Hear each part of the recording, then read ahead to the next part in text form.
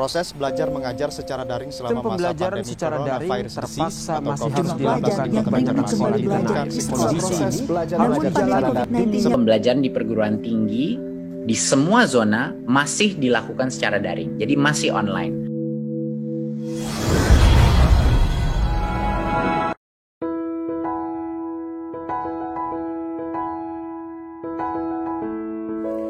Perkenalkan, nama saya Despiana Zakia Gistiani dengan NIM 2000918. Perkenalkan, nama saya Hani Risdiani dengan NIM 21185. Halo, perkenalkan, nama saya Maulida Sukmalia dengan NIM 2001046. Perkenalkan, nama saya Rahmi Nursifa Yahya dengan NIM 2001594. Mewabahnya virus corona yang telah menyerang banyak negara, salah satunya Indonesia ini, memang memiliki dampak sosial yang sangat luar biasa. Salah satu dampak yang terasa di kalangan masyarakat yakni terbatasnya aktivitas sehari-hari, di mana pemerintah telah menetapkan himbauan kepada masyarakat luas untuk menjalankan aktivitas di rumah saja sampai batas waktu yang akan ditentukan kemudian. Aktivitas yang dimaksudkan termasuk pada proses pembelajaran sekolah dari tingkat kanak-kanak hingga menengah atas. Bahkan sekelas perguruan tinggi pun proses perkuliahan dilakukan di rumah melalui daring atau dalam jaringan, atau kata lainnya adalah online. Hingga saat ini korban yang terkonfirmasi positif COVID-19 masih terus bertambah. Artinya pandemi belum berakhir. Begitu juga dengan himbauan pemerintah masih terus mengalami perubahan pada perpanjangan waktu untuk tetap belajar di rumah. Sebagian siswa, begitu pula orang tua, telah banyak sekali mengeluh jenuh dan bosan dengan aktivitas yang dinilai terbatas tersebut. Tak sedikit juga siswa mulai merasakan penurunan dalam semangat belajar. Untuk meyakinkan pernyataan saya tadi, mari kita dengarkan tanggapan mengenai pembelajaran daring dari dua kota yang berbeda, yaitu Garut dan Pangandaran. Assalamualaikum warahmatullahi wabarakatuh. Hai sahabat YouTube KBK IPS, bagaimana kabarnya hari ini? Semoga selalu sehat dan tetap semangat ya. Hari ini saya sedang berada di salah satu desa di Garut, yaitu Desa Karangtengah, Kecamatan Kadungora, Garut. Dan hari ini saya akan mengunjungi salah satu rumah warga untuk mengobservasi, menanyakan perihal efektivitas pembelajaran daring di masa pandemi.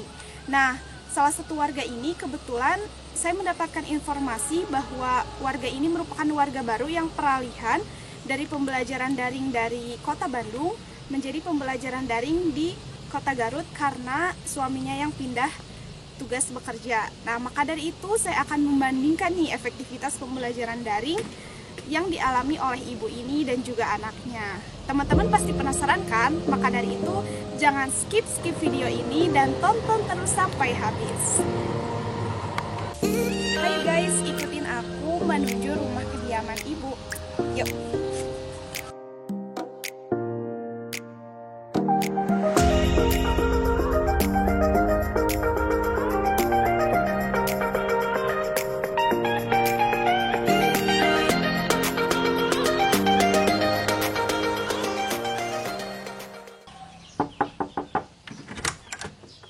Assalamualaikum. Waalaikumsalam, ada apa ya Mbak? Ada mamahnya? Ada, bentar Mbak masuk dulu. Oh iya.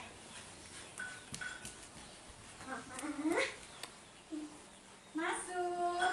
Assalamualaikum. Waalaikumsalam. Ya Bu, perkenalkan sebelumnya saya Rahmi dari Universitas Pendidikan Indonesia Kampus Cibiru. Sebelumnya kan udah janjian mau wawancara, tapi ada kegiatan ya. Iya, ini lagi bikin buat tajil.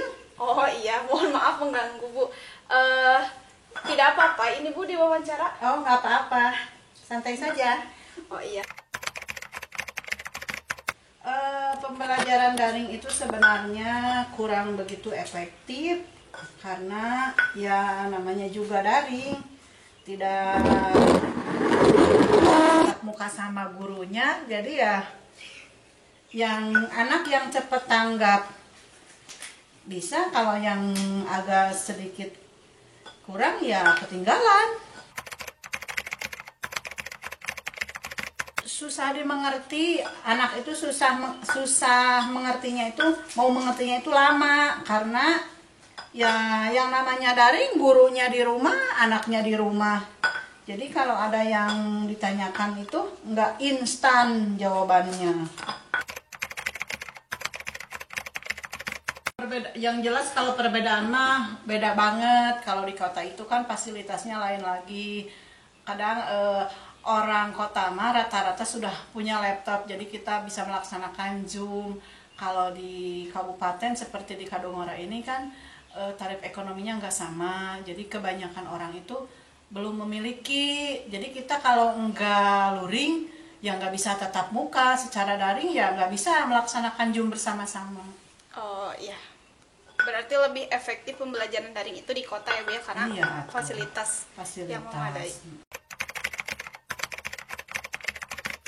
Ya bagusnya mah ya luring, tatap muka, biar anak itu ada yang tidak mengerti ya langsung ditanyakan secara langsung dan jawabannya juga langsung ada. Enggak, kadang-kadang kan kalau itu teh apa, kalau enggak luring teh kadang gurunya lagi di mana kita nanya, jadi dijawabnya berapa jam ke depan baru ada jawaban.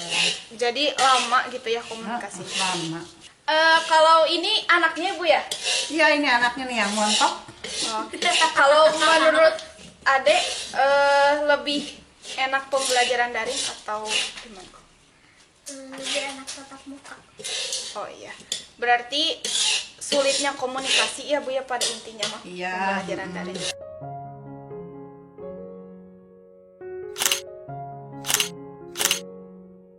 Nah teman-teman, kesimpulan dari hasil observasi yang tadi saya lakukan adalah bahwa ternyata pembelajaran daring ini belum sepenuhnya efektif dilakukan di Kabupaten Garut itu. Khususnya tadi juga kan ada perbandingan antara pembelajaran daring di kota dan di desa itu ternyata emang sangat berbeda jauh gitu, yang mana fasilitas-fasilitas yang dimiliki dan diberikan juga kurang gitu di sini tuh. Jadi anak-anak itu kurang mengerti, kan beda ya kalau misalnya di kota itu kita bisa tatap maya melalui platform Zoom ataupun Google Meet, sehingga ketika tidak mengerti suatu materi pun anak bisa mendapatkan informasi entah itu dari YouTube atau dari penjelasan gurunya. Nah, kalau di sini itu memang sulit untuk komunikasinya karena rata-rata masyarakatnya pun tidak melek teknologi gitu, dan bahkan belum sepenuhnya atau belum semuanya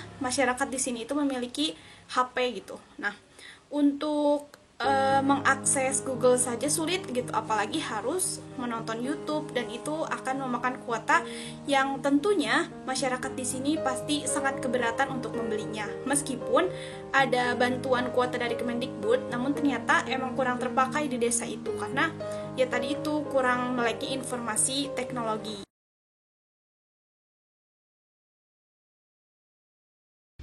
Halo teman-teman, di sini saya akan mengajak kalian untuk melakukan wawancara di salah satu rumah anak sekolah dasar mengenai pembelajaran daring selama pandemik ini. Yuk, ikuti saya terus menuju rumahnya.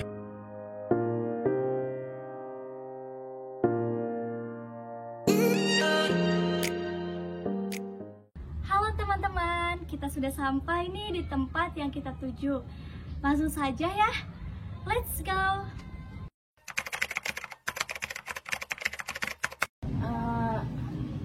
Selama pandemi ini belajar di rumah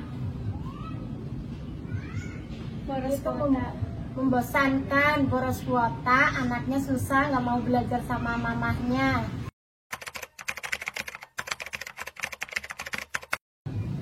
Anaknya pada membantah, nggak mau diajarin di rumah, beda dengan sama belajar di sekolah. Tidak. Alasannya, karena anak memang susah diatur sama orang tuanya, lebih mudah diatur sama guru di sekolah.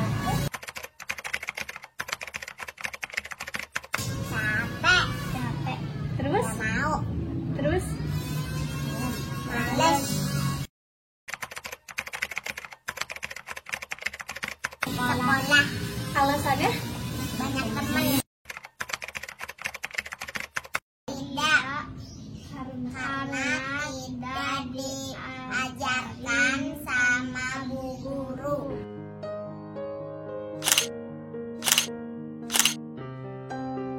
Jadi, teman-teman dapat disimpulkan dari hasil wawancara bahwa ternyata banyak sekali keluhan yang didapat mengenai pembelajaran daring selama pandemi ini, seperti kurang mengerti materi yang diajarkan oleh gurunya karena tidak dapat bertemu secara langsung, lalu sulitnya orang tua dalam mendampingi anaknya belajar di rumah,